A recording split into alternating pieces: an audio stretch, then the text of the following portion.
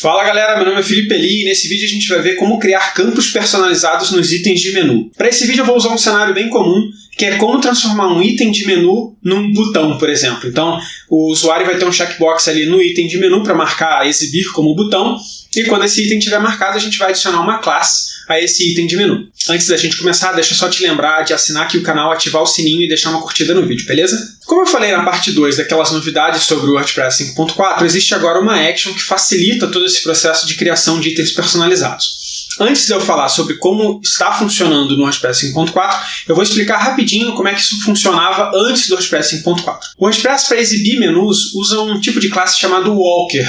Walker de andador, né, em inglês, porque ele vai caminhando item por item dos menus para decidir como abrir um novo nível e como exibir cada um desses itens de cada um desses níveis. Lembrando que o WordPress trabalha com menus alinhados, né, submenus, etc. Então, antes do WordPress 5.4, a gente tinha uma classe chamada Walker Nav Menu Edit, que você tinha que estender e dizer para o WordPress para usar aquela sua classe. Essa classe que está mostrando aí na tela agora, lá no GitHub, ela estende dessa Walker Nav Menu, que é a classe que o WordPress usa para os menus no front-end, e aí a gente vai ver lá embaixo que tem esse método StartEl aqui, de Start Element, e todo o markup do menu está dentro desse método. Agora esse método tem essa action aqui embaixo, ó. Essa action que eu vou explicar daqui a pouquinho.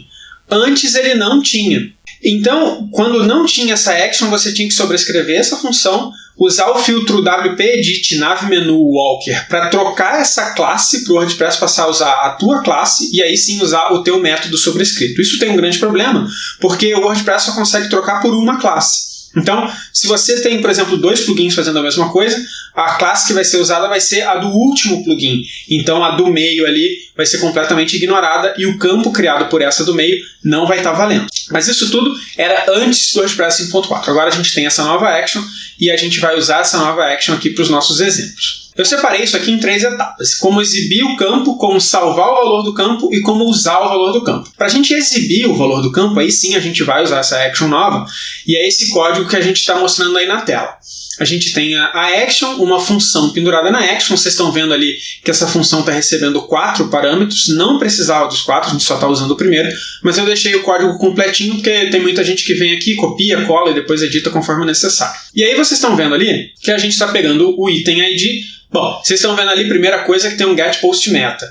Por quê? Porque o WordPress trata itens de menu como posts no banco de dados. Então, a gente vai ter essa funcionalidade aí, o valor do nosso campo vai ser, na verdade, um metadado. Então, a gente está testando para ver se esse item de menu está marcado como exibir botão ou não, né? Esse button ali. E ali tem um nonce, lembrando que a gente tem aqui no canal uma série falando sobre nonce, se você não assistiu, dá uma olhadinha também. E ali embaixo a gente tem uma div com o checkbox em si e uma label. O checkbox ali está usando o item de menu como o ID do item, né? Como o índice do array, só para a gente poder pegar na outra ponta. E ali mostrando exibir como botão ou não, então, e fica como vocês estão vendo aí na tela. Isso foi para exibir a checkbox ali, para o usuário marcar ou não como exibir como botão. Para a gente salvar o valor dessa checkbox, a gente vai usar a action WP Update Nav Menu Item. Então, toda vez que o WordPress salva um item de menu, ele vai chamar essa action e a gente pode trabalhar em cima. Então, a gente vai, a primeira coisa, testar se o nonce é válido ou não, senão a gente retorna e não faz nada. Reparem só que essa função está recebendo 2 argumentos e a gente vai usar o segundo, que é o ItemDB-ID. Isso pode ser meio confuso, mas depois que você pega ali qual usar, o código fica bem mais tranquilo. Então, a gente vai usar ali o post, a variável, o post do PHP. Se não tiver vazia e for 1, então a gente vai ter aquilo ali como true, senão vai ser false. E esse item vai ter ali aquele post metadado, né?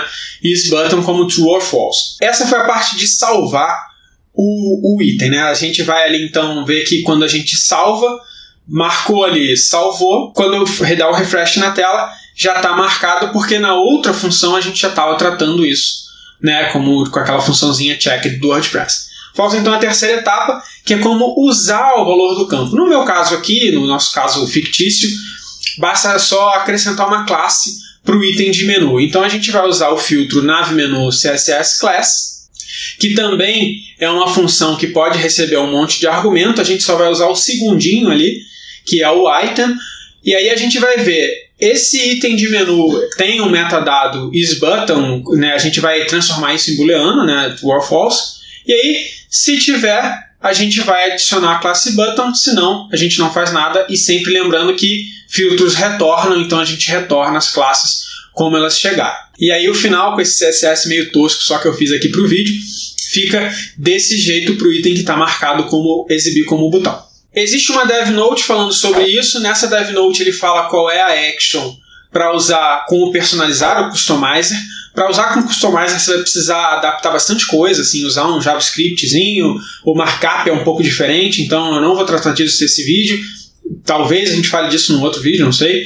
Mas, então, fica aí, dá uma olhadinha na dev note. Para fazer esse vídeo eu peguei um código de um plugin, que está o link lá também no post, e dei uma adaptada, eu olhei como é que eles estavam fazendo, dei uma adaptada aqui para o nosso exemplo, mas para quem quiser dar uma olhada em como esse plugin resolveu talvez outros problemas que vocês possam ter, vale dar uma olhada naquele link lá também. Beleza, galera? Então é isso. Se vocês tiverem alguma sugestão de assunto, não esquecem de deixar um comentário. Se vocês gostaram do vídeo, não esquecem de deixar um comentário. Vou te lembrar de novo de curtir aqui o vídeo, compartilhar com seus amigos, assinar o canal e ativar o sininho. E até a semana que vem. Tchau!